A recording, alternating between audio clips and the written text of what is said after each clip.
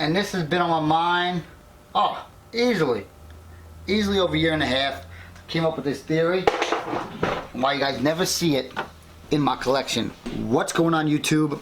Welcome to Life of CLETUS. Yeah, I shoot all my videos in one day. Imagine how much talking that is.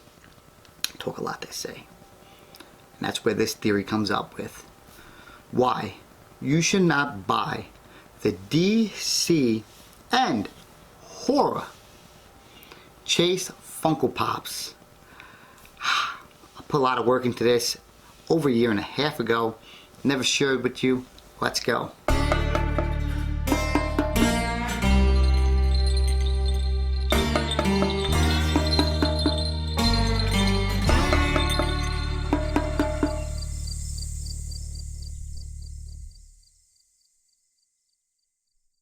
Alright guys, we haven't done a Funko Pop Theory in quite a while. It's probably one of my most asked videos all the time if I can come up with some new theories, and I don't really have to come up with them.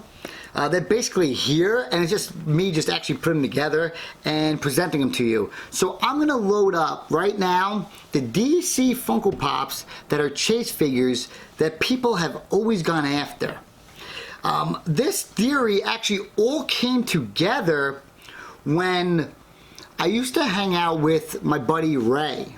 Ray, who had that huge hedge fund and a massive collection. He later on sold his collection, and we just finished our relationship, and it was the end. No big deal. But during that stand with him, he would have these DC Chases in his collection. And I said, dude, please don't keep these and sell these now before later. Now, I'm going to explain to you why this is important, why you shouldn't be picking these up, why. Don't collect them for value.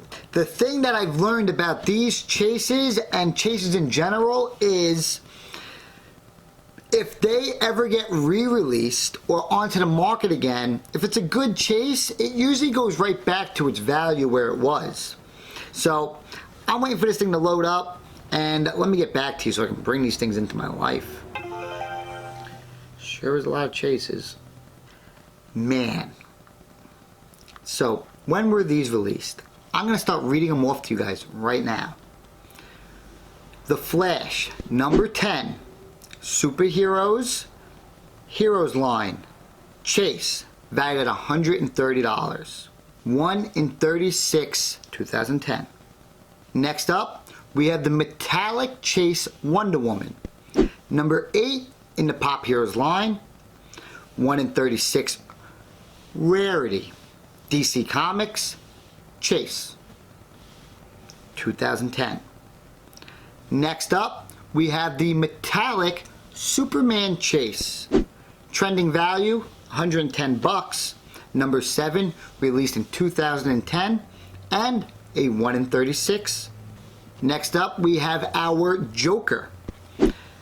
The Metallic Chase Joker, released in 2010, number 6, 128. Robin, Metallic. Metallic Pops is my favorite Pops, by the way. 1 in 36, $98, number 2, released in 2010. Next up, we have number 1, Batman, 2010, 1 in 36, rarity, DC Comics, Chase. Now, that is only for the DC stuff. Now, for the actual horror stuff, you have a trending value of Leatherface, 1 in 36, Chase, produced, doesn't say, but number 11 on the horror line.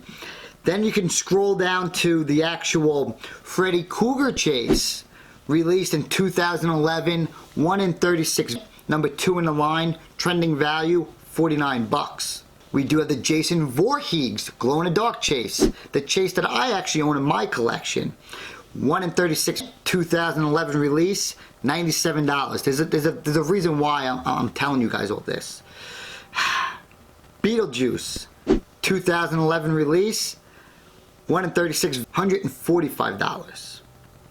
And then the last one I'm going to use for my theory is the Michael Myers glow-in-the-dark chase. Very sought after for all the horror fans and very sought after for you DC fans. This was released number 3, 2011, $113 it's valued at, and it's the Michael Myers glow-in-the-dark chase. Let me go grab that Jason figure. Jason, the glow-in-the-dark chase. I bought this pop maybe a year and a half, 2 years ago, and I paid around $100 for it. The trending value of it is at $97. Majority of you guys who have picked up those Chase Funko Pops at market value instead of retail value, you most likely paid the same exact price that it's valued at. Why is that? These 2010 and 2011 chases are still released in the market today. People still go and hound FYE.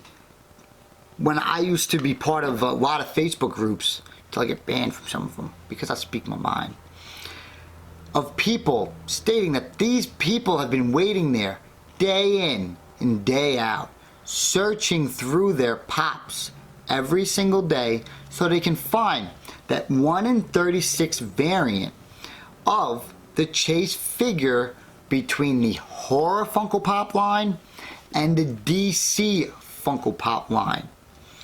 Those DC chases and these horror chases are still being produced. They are 1 in 36 and they are extremely hard to come by. They usually get released 2 to sometimes 3 times per year throughout those stores. Yeah, it's unreal. These are the theories that I usually come up with. Just me just going around looking at Funko Pops and seeing what trends and why stuff has not taken off or what has taken place in that the whole thing. It's not like there was a glow-in-the-dark Jason figure, all of a sudden they're trying to match it with the glow-in-the-dark Hot Topic exclusive. No. They are literally just taking the sales of each of these pops and put them together. And like I mentioned before, if you have a good chase, and it's a really good chase, even if it's re-released, it will go back to that initial value that it was being sold at. The Green Goblin metallic chase, one of my personally favorites, was re-released in all the actual Walgreens with the entire Venom series and the 2099 Spider-Man, that whole entire wave. About a year, maybe a year and a half ago, maybe 2 years ago, after it was already done and said for.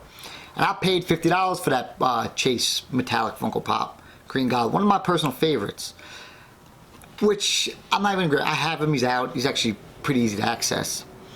But the fact that it was then re-released and sent out, it actually became so good that it actually came back to its actual original value, $50.